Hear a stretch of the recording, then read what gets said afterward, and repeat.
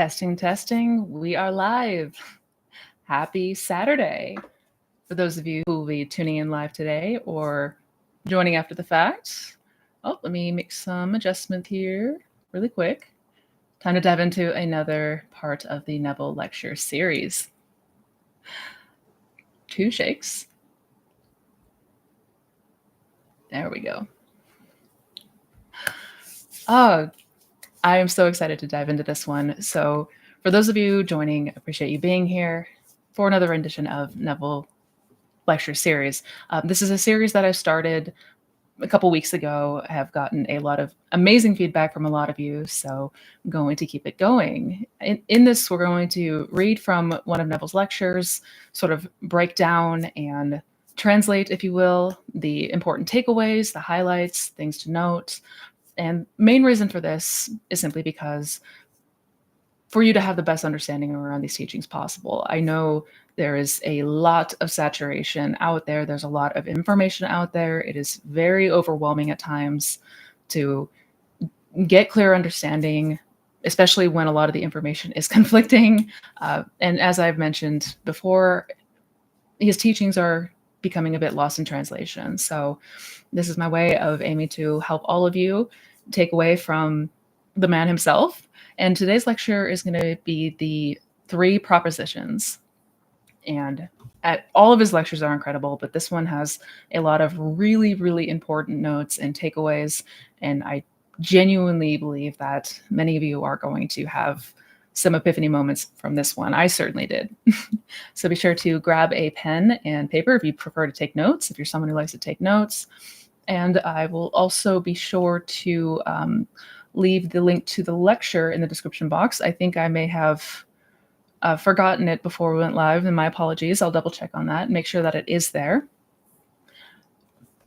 But without further ado, I'm going to be going back and forth between screen sharing and coming back here to sort of, again, break down different excerpts, paragraphs, and again, really translate what he's talking about and what he's diving into. Although this lecture is pretty straightforward.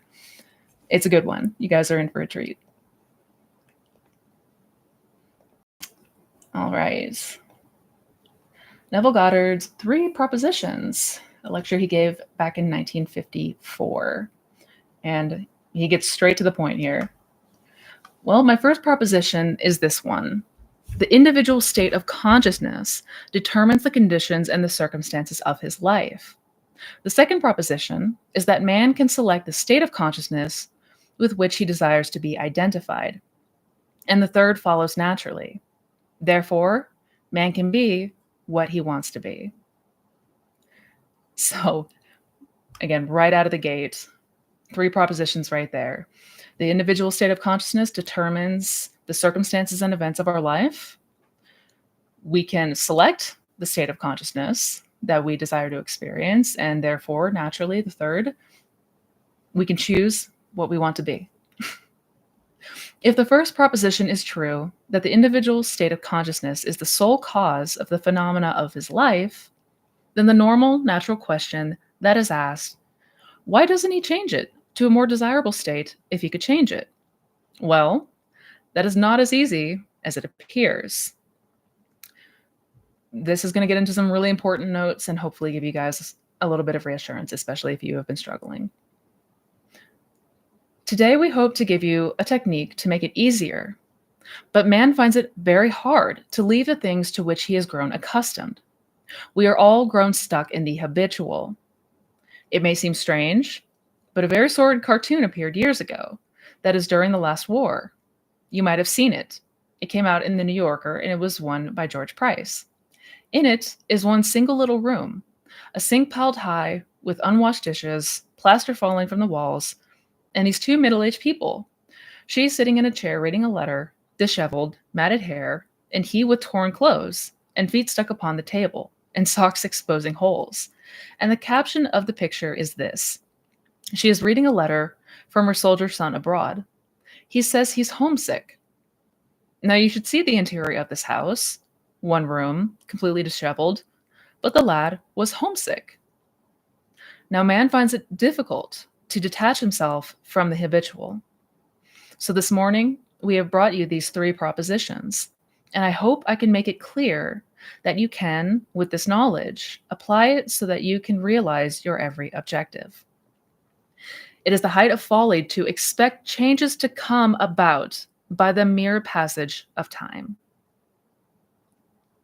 For that which requires a state of consciousness to produce its effect could not be effective without such a state of consciousness.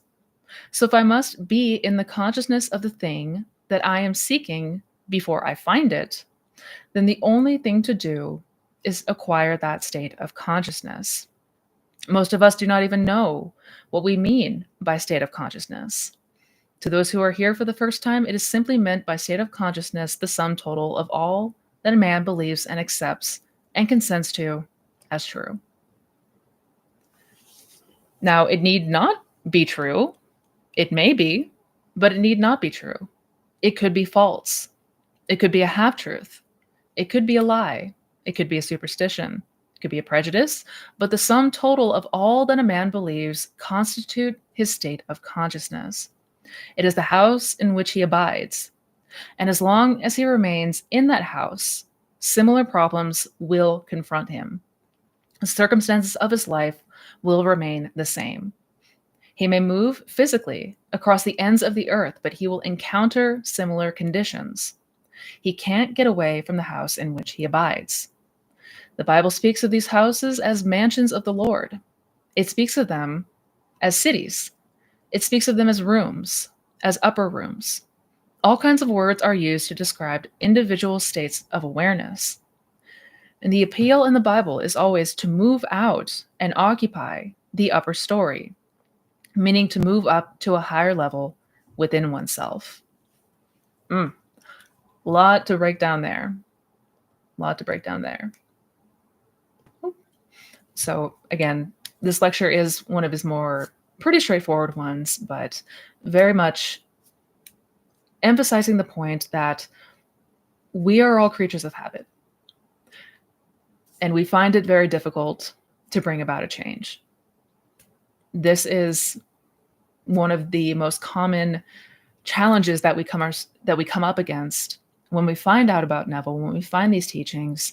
There may be presumption that this will be so easy. It sounds easy in theory. I mean, it's simple enough, just change the way you think, right? But when we put it into practice, not always the case.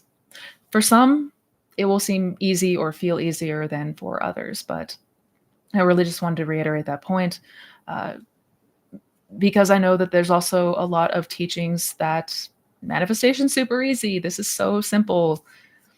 And it is a simple concept, but in practice, that is not always going to be the case. So if this is you, if this is something that resonates with you, you're not alone in this. And Neville mentions this time and time and time again. But most importantly, we are all the state that we occupy. As far as the experiences and the circumstances of the physical world, what you're going to encounter, it's all stemming from the state.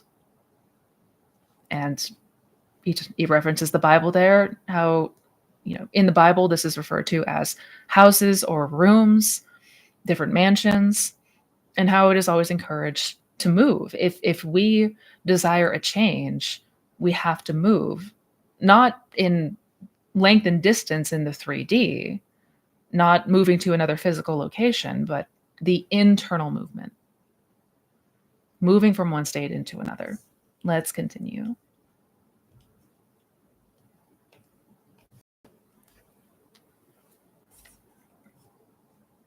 Now, if you do not know the state, this is important. Now, if you do not know the state in which you abide, it is a very simple technique you may employ to discover that state. For the man dwelling in a state, and we all dwell in states, could easily discover the state by listening within himself and observing his own internal mental conversations.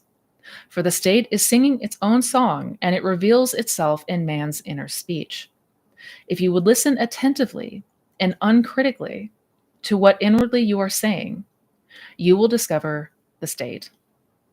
And it will not surprise you that things are as they are, for you will hear within yourself the cause of the phenomena of life. So that what you are inwardly saying and doing is far more important than what you outwardly know or seemingly outward express. So when a man knows what inwardly he is doing, then he can change it. If you have never uncritically observed your reactions to life, if you are totally unaware of your subjective behavior, then you are unaware of the cause of the things in your world. But if you become aware of the state, then you simply go about changing it. Need to pause again there really fast. Again, stressing the importance of self-observation, stressing the importance of paying close attention to what we are doing in here. That is how we discover the dominant state of consciousness that we occupy. That is how we get clear on why things are showing up in the way that they are. One of the most common questions that I get asked is, why is my manifestation not showing up? Or why is this thing happening instead of the thing that I desire? If we take a uncritical but very close look at what we are internalizing, we will see exactly why things are showing up the way that they are. Everything starts with self-observation. Let's continue. Oh,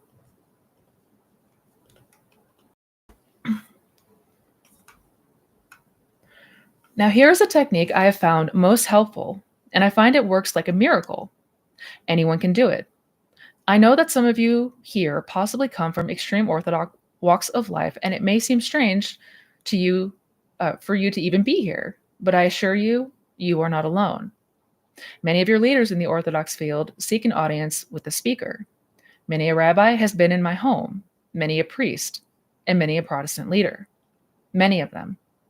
Fun fact, there was I want to say there was a television series, or maybe it was public broadcast back in the 1950s, where Neville would sit down with, prominent religious leaders like priests and rabbis, and they would have discussion on the theology, on religion, and faith.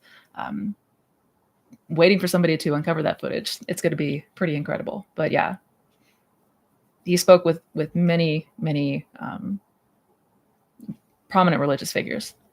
Anyways, continuing. They come to my home for interpretations of the book that publicly they wouldn't dare give any interpretation other than the most extreme literal interpretation. So don't be surprised if you hear things here that might startle you. Your leaders are startled. This is the technique I found most helpful. First of all, man stands forever in the presence of an infinite and eternal energy, from which energy all things proceed, but it follows definite patterns. It just doesn't move out of man and crystallize in things in some strange, haphazard manner. It follows a definite track. And the track it follows is laid down by the man himself in his own internal conversations. So the man is called upon to change his thinking, that he may change his world. For we are told, be ye transformed by the renewal of your mind. Man can't change his thinking unless he changes his ideas, for he thinks from his ideas. Now, pause to stress on that point. By ideas, he's referencing beliefs, assumptions. Man can't change his thinking unless he changes his beliefs. For the thinking stems from the beliefs, it stems from the assumptions. So why I've never been a huge fan of trying to flip every single thought in our mind, it's not addressing the root, because the thinking is stemming from the root. It's stemming from our beliefs, the ideas that we have, the beliefs, the assumptions, the self-concept. So I had to make note of that. If this has been the approach that you've been taking, that's why the objective here ultimately is the change in self-concept, because when that changes, our thought patterns will change. Our reactions will change. Everything will change. So if I would change and become transformed, I must lay new tracks, and the tracks I lay are always laid down in my own internal conversation. So what am I saying now when seemingly I am alone? I can sit in that chair or stand here or walk the streets and I can't stop talking. Man does not realize that he is talking because he is never still enough to listen to the voice speaking within himself. But inwardly, he is whispering what outwardly is taking place as conditions and circumstances. That's why we are told to be still. Most of the things he whispers are negative in justifying the behavior. There is no need to justify. He is excusing delay or excusing failure, or he is arguing, or he is judging harshly, or he is condemning. Many of us have secret affliction for hurts. He was very straightforward. We don't want to be liked by certain people. We just wouldn't like it if they liked us. We just don't want certain things to take place in our world, even though they may bring a greater comfort and a greater satisfaction. Man has a peculiar, strange feeling, a little affection for the feeling of being unwanted or the feeling of being hurt, and he likes to talk about it. Well, try to pull that man out of that habitual state. It would be just as difficult as to keep that soldier boy away from that sordid home. He goes back into sordid rooms within himself. You don't see dishes unwashed within yourself. But if you could only see the internal psychological state in which most of us abide, we would see a room far dirtier than the one that George Price illustrated in the New Yorker magazine. They are all unwashed plates within us. On the outside, we wash them, but we are told in the Bible, we leave them inside unwashed, and we become what it's sepulchres? Can't pronounce that word. Sorry, guys. Whew. Spitting truth today. Now, if I sincerely desire to change my world, there is no one in my world I need to change but myself, so that I don't need to change you as an individual, but I do need to change my attitude towards you. If you dislike me, or if I think you dislike me, or if your behavior offends me, the cause of my offense is not in you and your behavior, but I must look for that cause within myself. Now, if I seriously and am honest about my search, I will find it, and I will find that inwardly. When I think of you, it is never a pleasant conversation that I carry with you. So let me sit now and bring you before my mind's eye. And as I bring you before the mind's eye, let me imagine a conversation which would imply a radical change in my world. Let me bring you up and change my attitude towards you by laying new tracks relative to you.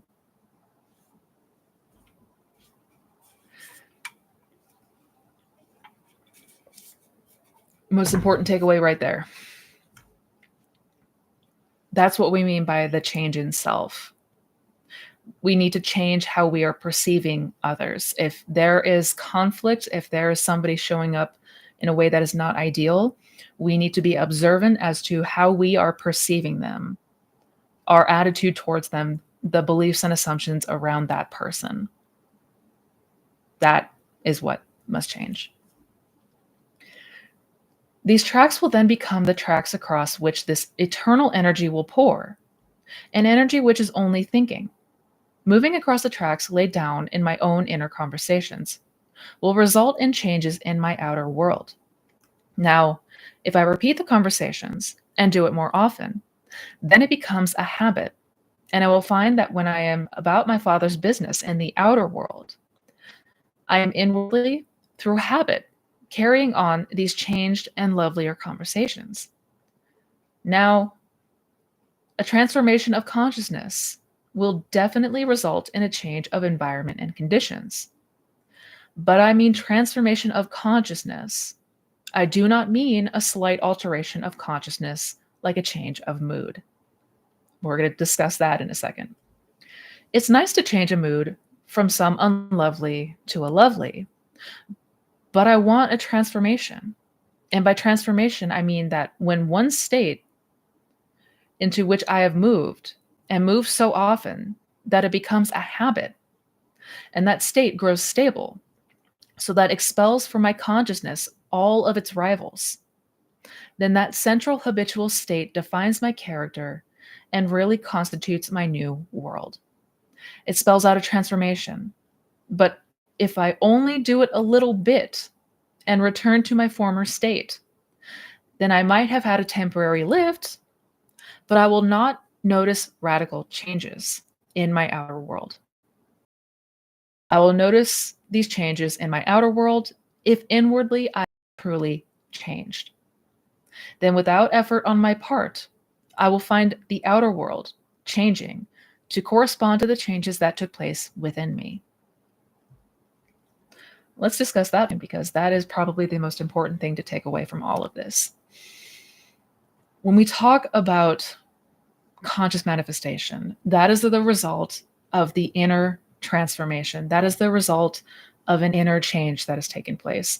When you start to occupy a new state in your mind, when you start to go there and go there and go there and go there until that becomes habit, until that feels like the new normal, that is when an actual transformation takes place. This is not at all about going there a little bit or inconsistently or, a slight alteration of our mood, and then we find ourselves right back to the old state. This is the point that needs to be stressed over and over and over again, because it's easy for us to forget. It's easy for us, due to our conditioning of the 3D, looking outwards instead of inward. But if we want to see a lasting change, the change first has to happen in here, to the point that it becomes habit. Let's continue.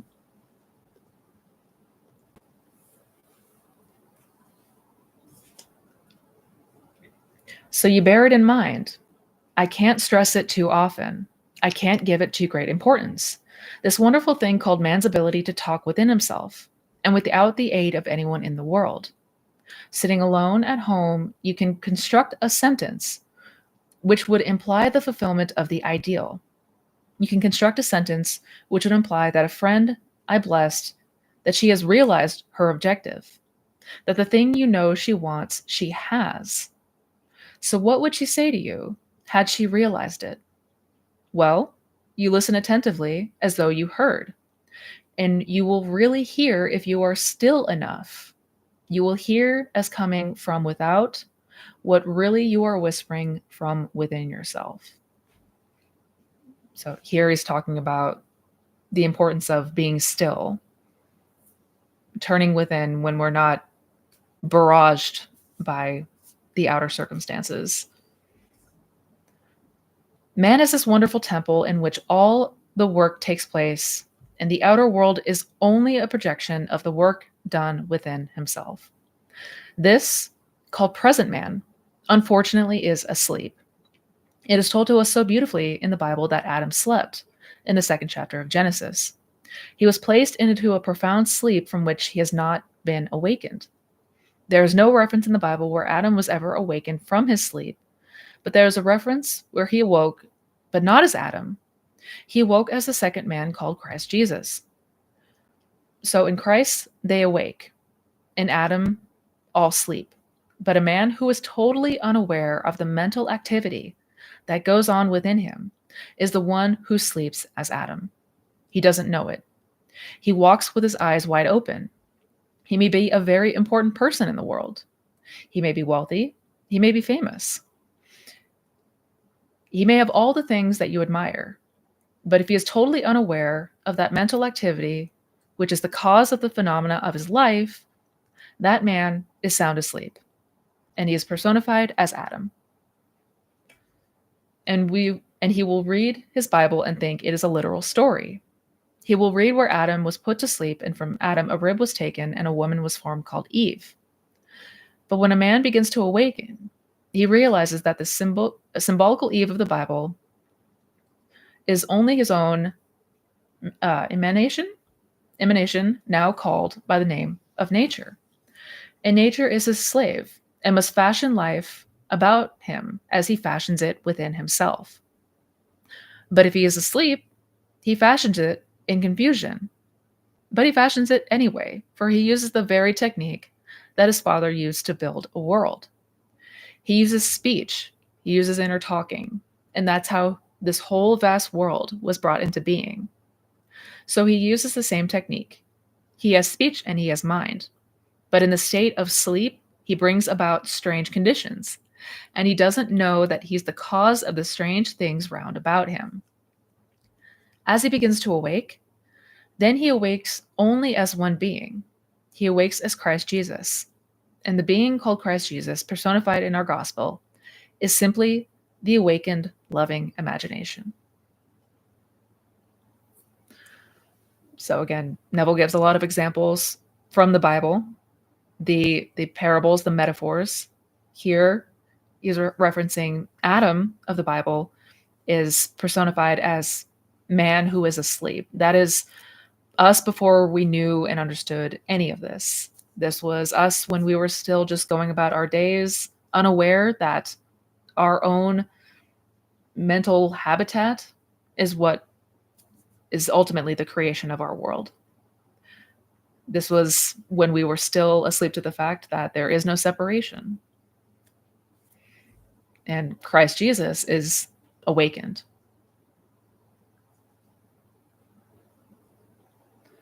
Imaginative love, where only love guides, it is incapable of hearing anything but the lovely. When that being begins to awake, he doesn't see things in pure objectivity. He sees everything subjectively related to himself. He is incapable of meeting a stranger.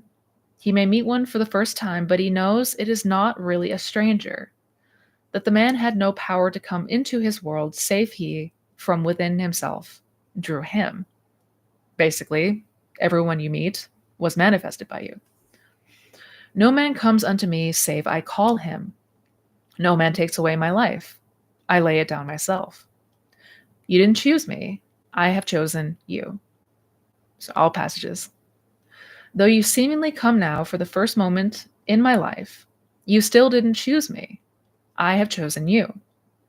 I see then every being subjectively related to myself. So in that state, you become incapable of hurt. You've overcome all the violence that formerly you've expressed in the world when you were asleep.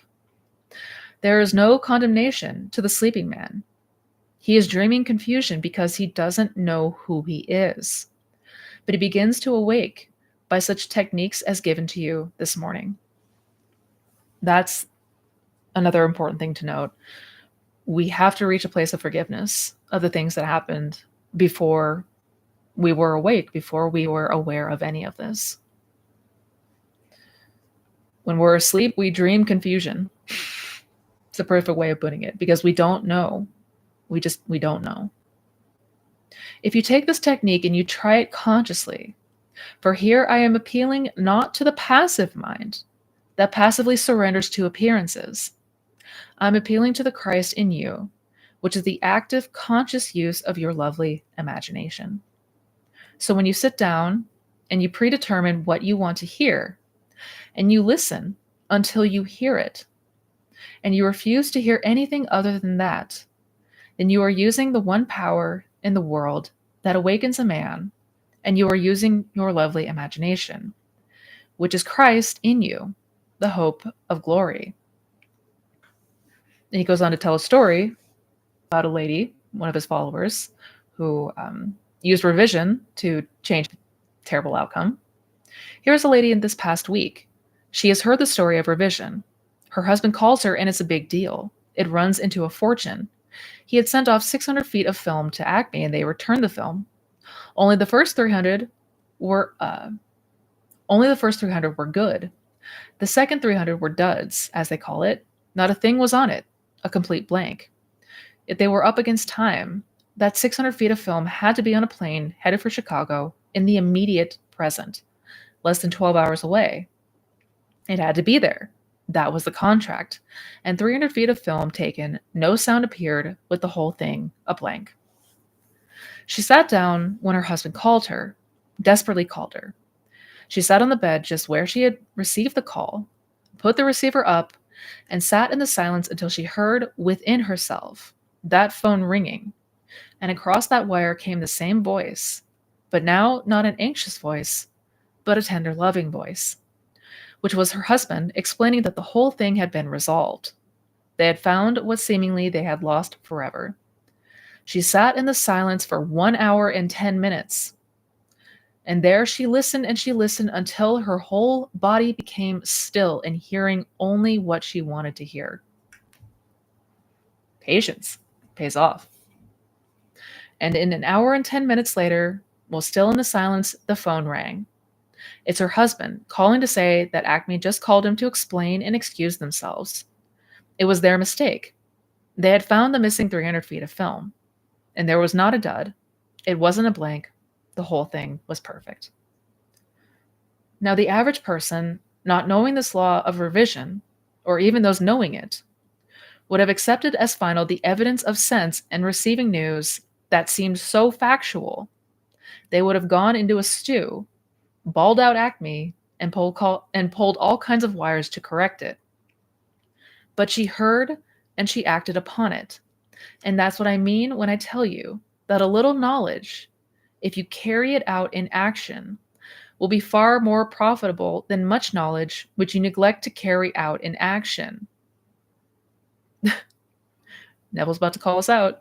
Now, many of you present, and this is no judgment, you have the same knowledge that this lady has. She's been coming here recently, but she attended all the meetings at the Abel, and she's been here. Undoubtedly, she's here this morning. But at least she came the first 2 Sundays, and she hasn't missed one at the Abel. And having heard the art of revision, she acted upon it. Others heard the art of revision. Have you acted upon it? Did you last night allow the sun to descend upon your wrath? Did you sleep last night with any trouble, any vexation unresolved? Or did you last night truly go to bed having resolved every vexation and trouble of the day? All the little problems, each one, must be resolved. You rewrite the play. If you didn't rewrite yesterday's events and make them conform to the ideal you wish you had experienced, then you heard, but you aren't a doer. And so you are told in the Bible, would that ye be doers of the word, and not mere hearers only. For if you are a hearer and not a doer, then you are like a man who sees his face in the glass and turns and straightway forgets what manner of man he is. But if you are a doer and not a forgetful hearer, then you shall be blessed with the deed, for you will look into the law of liberty, and you will liberate yourself. And liberating yourself shall be blessed with the deed. Whew, that was a lot, but important to note. Neville was not one to mince words.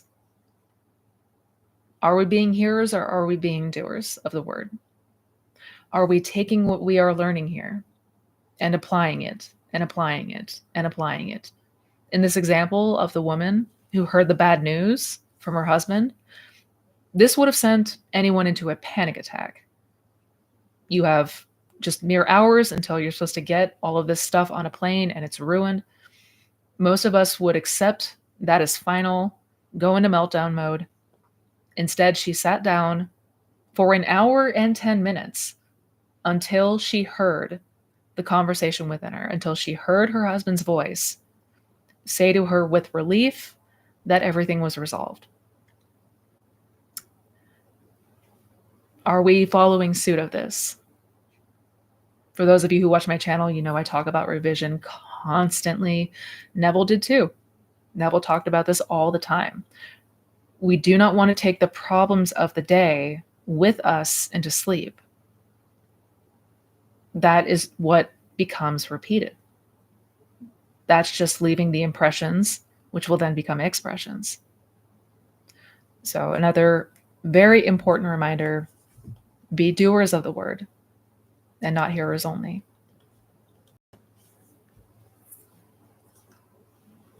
For those of you who are Bible students and want to check it out, read the book of James. You will find that story in the first chapter of the Epistle of James, where he looks in and liberates himself.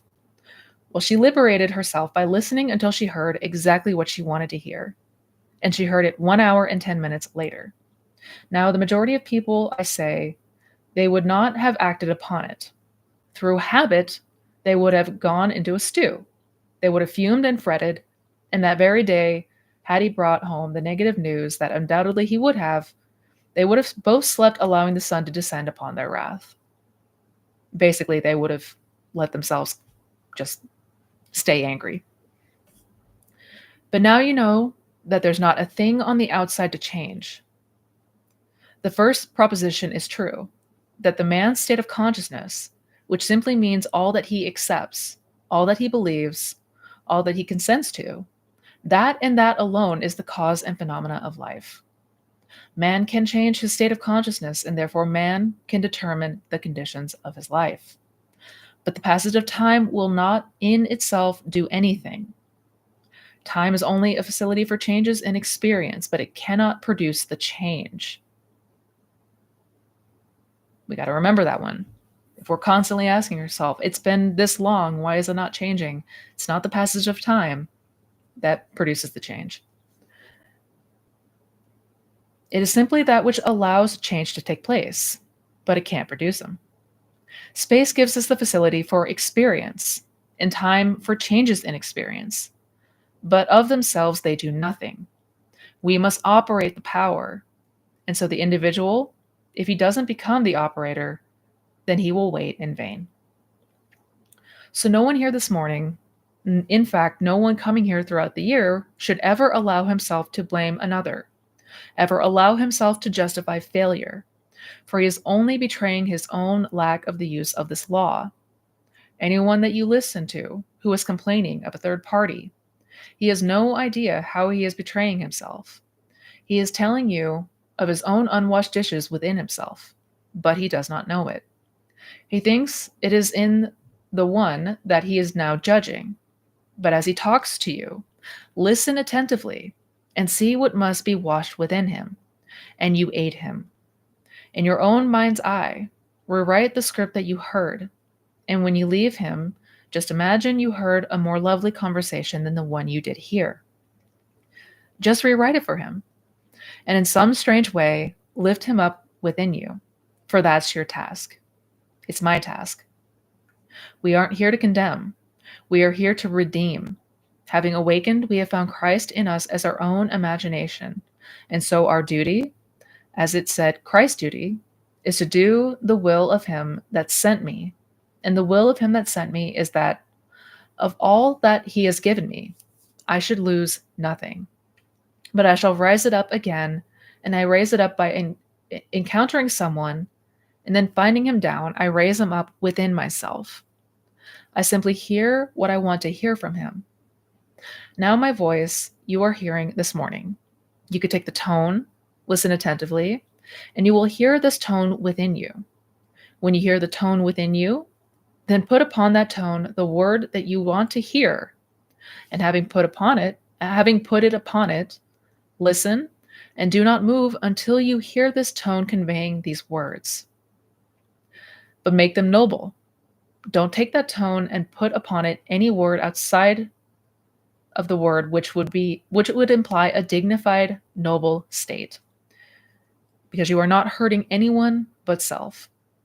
If you take someone and you put words upon that tone or that voice, and that words do not imply a noble spirit, then you are only allowing that being to be down within you. You are not really performing your duty. Basically, he's saying, imagine lovely things for another. Don't imagine terrible things. This is the golden rule, basically. Because by trying to hurt another, you're only going to hurt yourself. So here this morning, believe these propositions, and then having believed them, do something about it. Go out and take what we have told you concerning inner speech. It is truly the greatest of the arts. You listen and only hear what you want to hear. Period. You take your imaginary hand and put it into the hand of a friend. the imaginary hand of a friend, and there you congratulate him on his good fortune. If you want one to congratulate you, you allow yourself to be congratulated. You don't bend the head, you hold it high and accept the congratulation. And when you congratulate him, imagine that he is fully conscious of the good that is already his, and he accepts that congratulation and make the contract real. That is truly entering the kingdom of heaven. For you enter the kingdom, and the kingdom is within you. It is not without. And you will always enter the kingdom by a loving, knowing communion. You can enter the kingdom at any moment of time. Ride the streetcar, ride the buses, and with all the talking and gossiping, you can enter the kingdom and bless a friend by just imagining the friend is with you, and you are putting your hand into his and congratulating him on the good news you've heard concerning him.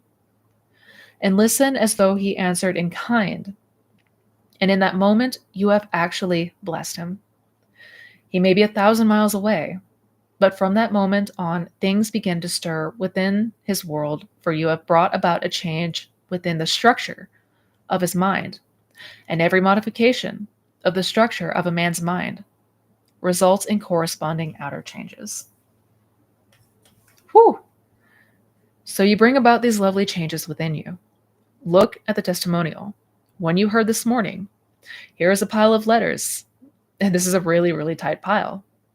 It is one of the biggest piles I think you have ever received here. And all this week's mail, I can't begin to tell you what a thrill it is to receive. One after the other. Not begging for help anymore, but giving praise and thanks for the principle that brought the help into their world. I can't tell you how many in the last 2 weeks have received an increase in income, increase of position, a better state of health. Things happened because they did something about it. They were not just warming a seat here on Sunday morning and waiting for things to happen by association. They produced the thing by producing it first within themselves. So I think maybe a more fitting modern metaphor here, because that part was perfect. Doing something about it, being doers of the word, not just warming a seat on Sunday, or not just spending the day watching videos upon videos upon videos.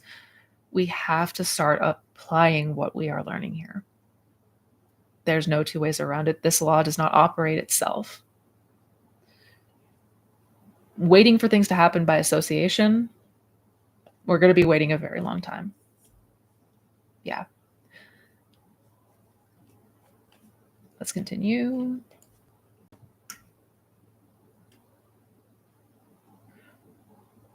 So here this appeals to men who are big enough to stand on their own feet, men who want spiritual meat and who have outgrown the milk given to the sleeping man. So if you want the literal concept, you are still asleep, this really would not be the place to get it. From this platform, you are going to be given meat, spiritual meat, for you must go out and do something about it. If you have the greatest knowledge in the world concerning foods and you didn't eat, you would die of starvation. So it's not the knowledge of it, it is the application of it that counts. Now, in this last part here, he just talks about the next week's meeting, so I'm going to end it there. If you have the greatest knowledge in the world concerning foods and you didn't eat, you would die of starvation. So it's not in the knowledge of it, it's in the application of it. That's a part that needs to be highlighted and reminded over and over again. Because it's really, really easy for us to think that we're being doers of the word when we are watching videos, when we are, interacting with others, talking about the law with others. But that is just being by association. That is not applying what we are learning here. And Neville made this very simple and very straightforward. Just in your mind, have that conversation. That implies you now have what you want. And be still until you hear it. Be still until you feel it. It might take 5 minutes, it might take an hour. But we must become and must practice being doers of the word. We will not see the external change that we desire. At least we won't see a permanent change on the outside if we are continuing to be lukewarm in this approach. But I hope you guys enjoyed today's lecture, 3 propositions. Again, I'm going to make sure to double check and add the link below if you want to read over it. If you want to highlight it, print it out, if you're like me. And I do hope you enjoyed. I do hope you had a lot of good takeaways from this one. Again, it's one of his more straightforward, but also his most profound. So hope you guys have a lovely rest of your weekend. Oh, also, I did go ahead and create a playlist for all of these videos in this Neville lecture series. So keep an eye out for that link as well. Take care, guys. Much love to each and every one of you. Bye now.